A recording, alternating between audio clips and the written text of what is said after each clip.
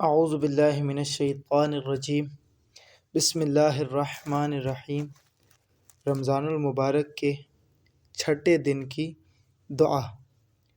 حضرت محمد مصطفیٰ صلی اللہ علیہ وآلہ وسلم کا ارشاد گرامی ہے، جو شخص اس روز اس دعا کی تلاوت کرے گا، خدا اسے 40,000 شہر عطا فرمائے گا۔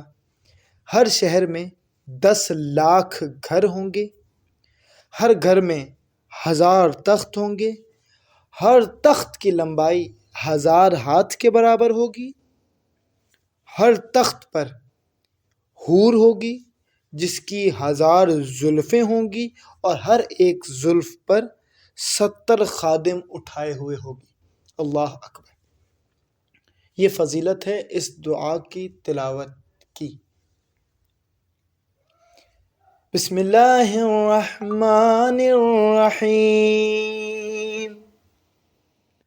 اللہم لا تخذلنی فیہ لتعرض معصیتک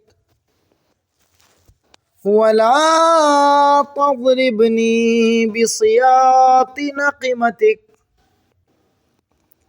وزحزحنی فیہ من موجبات سخطک بمنک وآیادیک یا منتہی رغبت الراغبین۔